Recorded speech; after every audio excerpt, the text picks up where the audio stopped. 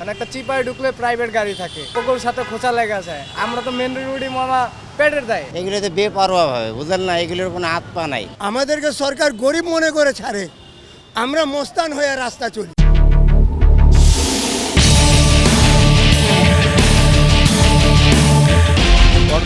খুবই সমস্যা হইতেছে এখন। এটাই সব থেকে নিরাপত্তা বেশি। আর কোন নাম্বার আছে? কিচ্ছু নাই। আমরা মস্তান হয়ে রাস্তা চলি। আমরা বাংলাদেশের নাগরিক, আমরা তো কই। ঢাকা শহরের জন্য একটা ক্যান্সার হয়ে দাঁড়িয়েছে।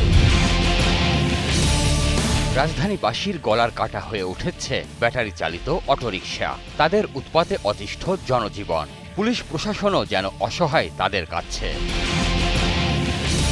গলি থেকে রাজপথ, যেদিকেই চোখ যায় অটোরিকশার রাজত্ব চলছে। কোনো নিয়মকানুন মানে না এসব রিকশার চালকেরা। ভিআইপি সড়কেও বেপরোয়া। মানে একটা চিপায় ঢুকলে প্রাইভেট গাড়ি থাকে, ওগুলোর সাথে খোঁচা লেগে যায়। আমরা তো মেন রোডই মামা পেটের দেয়। এগুলোতে বেপরোয়া ভাবে, বুঝলেন না, এগুলোর কোনো হাত পা নাই। আমাদেরকে সরকার গরিব মনে করে ছাড়ে, আমরা মস্তান হয়ে রাস্তা চলি। একটা রিক্সা আরেকটার সাথে ব্রেক করতে পারছে না, উল্টায় পড়ে যাচ্ছে। পায়ের রিক্সা 86,000 রিক্সা ট্যাক্স দেয় বাংলাদেশ সরকারে।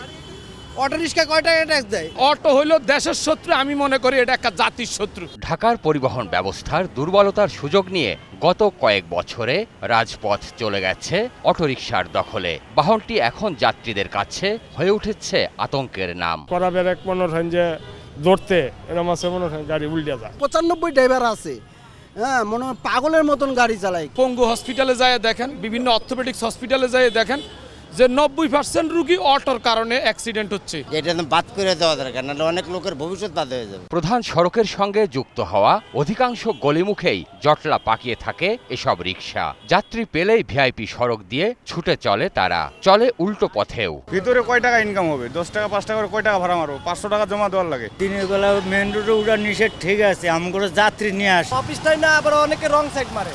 ওই টাইমে ওনারা আবার গাড়ি ধইরা তার কাটটা দেয়। পরে বারবার নিষেধ করা হয়, তারপরে এইভাবে তারা মেন রোডে উঠে যায়। দুই সিটি কর্পোরেশনের কাছে অটোরিকশার সঠিক কোনো পরিসংখ্যান নেই, কারণ নেই কোনো লাইসেন্সের বালাই। দুর্ঘটনা ঘটলে তাদের আইনের আওতায় আনার সুযোগও নেই। অন্য এলাকা থেকে আইসা ঢাকা শহরের মতো জায়গা অটো চালায়া অ্যাক্সিডেন্ট করতেছে, অহরহ অ্যাক্সিডেন্ট হচ্ছে। ও ট্যাক্স আর এই রাস্তায় উঠবে কেন? আর কাগজ আছে? আর ডকুমেন্টস আছে?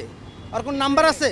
কিচ্ছু নাই। এসব অটোরিকশার চালকদের নেই ট্রাফিক আইন সম্পর্কে ধারণা, নেই কোনো প্রশিক্ষণও। ফলে জীবনের ঝুঁকি নিয়েই চড়ছেন লাখ লাখ যাত্রী। অটো রিক্সাগুলো হয়তো দুর্ঘটনা ঘটায়, কিন্তু ওই সমস্ত বাংলা রিক্সাগুলো তো আর দুর্ঘটনা ঘটায় না। আসলে ব্যাটারি চালিত রিক্সা তো এগুলা নিজেদের কন্ট্রোলের তো একটু অসুবিধা হয়। ব্যাটারি চালিত রিকশার কারণে রাজধানীতে বেড়েছে দুর্ঘটনার হার। অনেকের মতে অটোরিকশা ঢাকা শহরের ক্যান্সারে পরিণত হয়েছে। যে সড়কে আপনার বাস চলে, ট্রাক চলে, প্রাইভেট কার চলে, সেই সব ট্রাকে সম্পূর্ণ রিক্সামুক্ত করা হবে। অটো রিক্সা এটা ঢাকা শহরের জন্য একটা ক্যান্সার হয়ে দাঁড়িয়েছে। গলিপথ তো বটেই, বেশিরভাগ ক্ষেত্রে মূল সড়কে যানজটেরও কারণ হয়ে দাঁড়িয়েছে এসব অটোরিকশা। ব্যাটারি চালিত যে গাড়িগুলো দিনের বেলা ওঠে, এর দ্বারা কিন্তু আমাদের খুবই কষ্ট হয়। হাইটটা যাবে, তাদের ব্রেকটা কন্ট্রোল থাকে না। বিদ্যুৎ খাতেও থাবা বসিয়েছে অটোরিকশা। অধিকাংশ চার্জিং পয়েন্টেই অবৈধভাবে বিদ্যুৎ ব্যবহার করা হচ্ছে। কারেন্টের সংকট তৈরি হইতেছে, এটা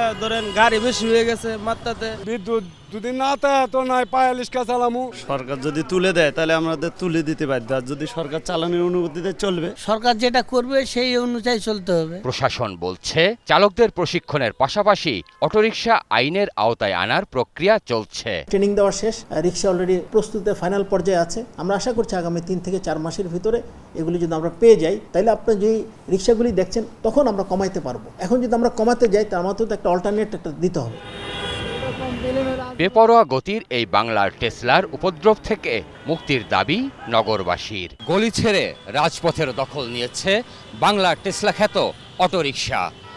দ্রুতগতির যানবাহনের সঙ্গে পাল্লা দিয়ে চলতে গিয়ে ঘটছে একের পর এক দুর্ঘটনা। প্রশাসনও যেন অসহায় হয়ে পড়েছে এই রিক্সা চালকদের কাছে। প্রিয় দর্শক, আপনাদের দুর্ভোগ দুর্দশার চিত্র তুলে ধরতে চাই 21শে টেলিভিশন। আপনাদের যে কোনো ভোগান্তির কথা জানাতে ফোন করুন এই নম্বরে। তথ্য পাঠাতে পারেন হোয়াটসঅ্যাপ এবং ইমেইলেও। সঙ্গে থাকবো আমি সঞ্জয় অধিকারী আর 21শের টিম। সবসময় আপনাদের পাশে আছে 21শে টেলিভিশন।